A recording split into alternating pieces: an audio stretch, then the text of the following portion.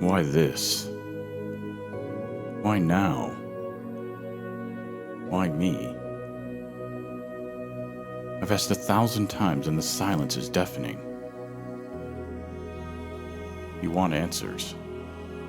But what if the question itself is the point? Why keeps you engaged with God even when you're angry?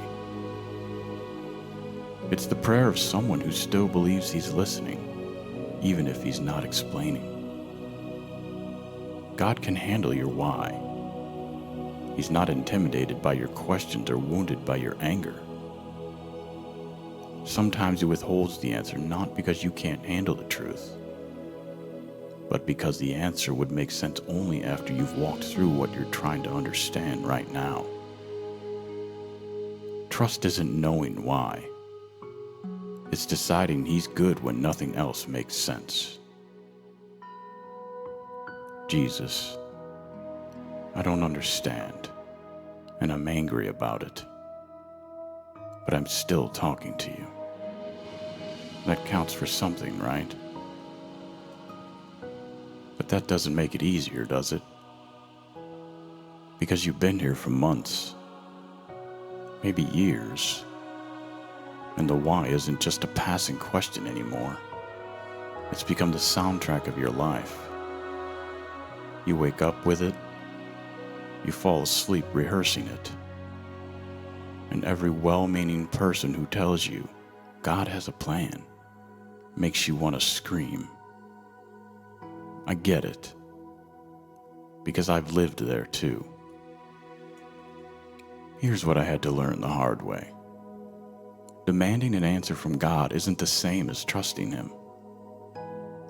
We treat God like He owes us an explanation, like we're entitled to know the cosmic reasoning behind our pain. And when He doesn't deliver it on our timeline, we either walk away or we turn bitter, staying physically present but emotionally checked out. But think about it. When has God ever operated on our demand? Job asked why. For 37 chapters he asked why. His friends gave him answers. You must have sinned. God is punishing you. Just repent and it'll get better. But none of them were right. And when God finally showed up, He didn't answer Job's question. Not even close. Instead, He asked His own questions. Where were you when I laid the foundations of the earth? Can you bind the chains of Pleiades? Does the eagle soar at your command? It sounds harsh, but it wasn't cruelty. It was perspective. God was saying, Job, you're asking questions that require you to see the whole picture, and you can't. Not from where you're standing. I used to think God's silence meant He didn't care. Now I wonder if sometimes His silence is the most loving thing He can give. Think about it. What if God told you why? What if He said, this happened because in 5 years, you're going to meet someone who needed to meet the version of you that only this pain could create? Would you accept that? Or would you rage against a God who allowed your suffering for someone else's benefit? What if He said, I'm letting this happen because the person you're becoming through this will be capable of things the old you could never handle? Would you thank Him? Or would you resent the process? What if He said, this is happening because I'm protecting you from something worse that you can't see yet? Would you trust it? Or would you argue that you'd rather take your chances?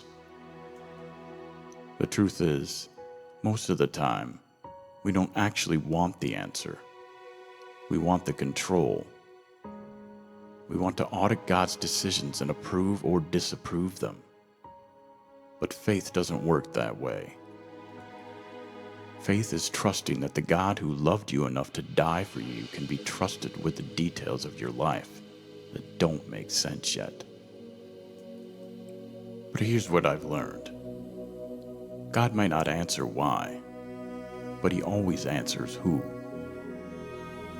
Who is with you? I am.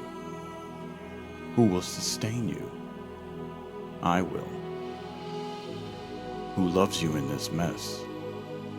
I do. In Isaiah 43, God doesn't explain to Israel why they're going through the fire and the flood. He just says, when you pass through the waters, I will be with you.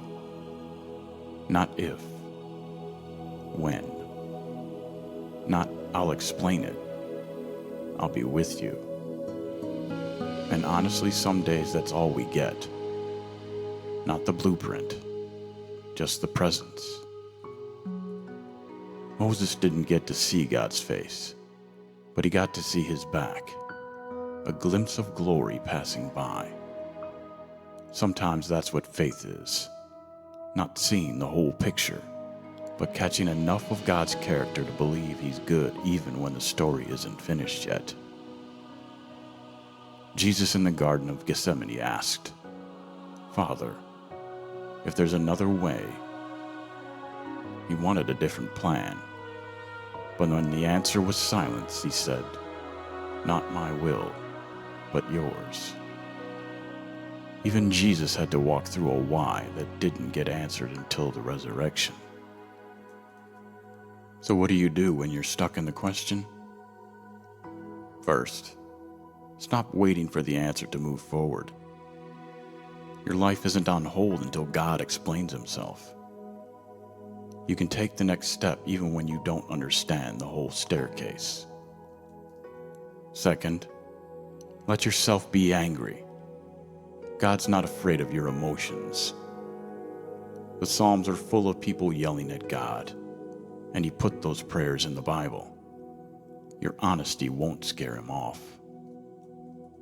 Third, look for what God is doing, not just what he's not explaining. You may not know why this happened, but you can see where he's showing up. In the friend who texted at 2 a.m., in the strength you didn't know you had, in the fact that you're still here, still breathing, still fighting.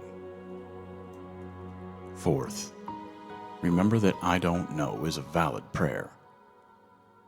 You don't have to have it all figured out. You don't have to manufacture peace you don't feel. Just show up. Keep talking to him.